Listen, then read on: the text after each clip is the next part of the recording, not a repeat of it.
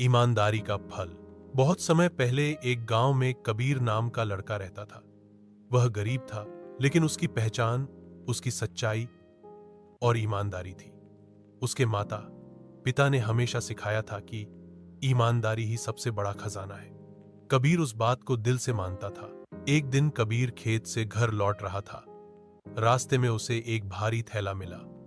उसने थैला खोला तो उसमें सोने, चांदी के गहने और ढेर सारे सिक्के थे।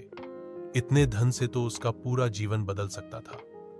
कुछ पल के लिए उसने सोचा, अगर मैं यह धन रख लूं तो घर की सारी परेशानियां दूर हो जाएंगी। लेकिन तभी उसे अपने पिता की सीख याद आई। बेटा, पराया धन कभी सुख नहीं देता। कबीर ने निश्चय किया कि वह थैला मालिक तक पहुंचाएगा। वह गांव में पूछने लगा। आखिरकार उसे पता चला कि यह थैला गांव के अमीर सेठ शंकर लाल का है, जो सुबह से परेशान होकर इसे खोज रहे थे। कबीर ने थैला उन्हें सौंप दिया। सेठ ने थैला देखते ही राहत की सांस ली और खुशी से बोले, बेटा, तुमने मेरी जान बचा ली। यह मेरा जीवन भर का खजाना था। लो, इनाम में आधे सिक्के ले लो। लेकिन कबीर ने मुस्कुराते हुए कहा, सेठ जी, यह आपका धन है। इसे लौटाना मेरा कर्तव्य था। मुझे इनाम की जरूरत नहीं। सेठ कबीर की ईमानदारी से बहुत प्रभावित हुए। उन्होंने पूरे गांव में उसकी प्रशंसा की और कहा, कबीर जैसा सच्चा और ईमानदार लड़का बहुत दुर्लभ है। मैं इसे अपनी दुकान में काम दूंगा और पढ़ाई का खर्च भी उठाऊंगा। धीरे धीरे कबीर मेहनत और ईमानदारी से आगे बढ़ता गया। वह पढ़ लिखकर गांव का सम्मानित व्यक्ति बना। लोग बच्चों को उसकी मिसाल देते और कहते, देखो, ईमानदारी का फल मीठा होता है। मोरल ऑफ स्टोरी, सच्चाई और ईमानदारी ही इंसान की असली पहचान है।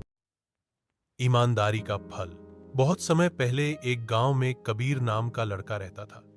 वह गरीब था, लेकिन उसकी पहचान उसकी सच्चाई और ईमानदारी थी। उसके माता पिता ने हमेशा सिखाया था कि ईमानदारी ही सबसे बड़ा खजाना है। कबीर उस बात को दिल से मानता था। एक दिन कबीर खेत से घर लौट रहा था। रास्ते में उसे एक भारी थैला मिला। उसने थैला खोला तो उसमें सोने, चांदी के गहने और ढेर सारे सिक्के थे। इतने धन से तो उसका पूरा जीवन बदल सकता था। कुछ पल के लिए उसने सोचा, अगर मैं यह धन रख लूं तो घर की सारी परेशानियां दूर हो जाएंगी। लेकिन तभी उसे अपने पिता की सीख याद आई। बेटा, पराया धन कभी सुख नहीं देता। कबीर ने निश्चय किया कि वह थैला मालिक तक पहुंचाएगा। वह गांव में पूछने लगा,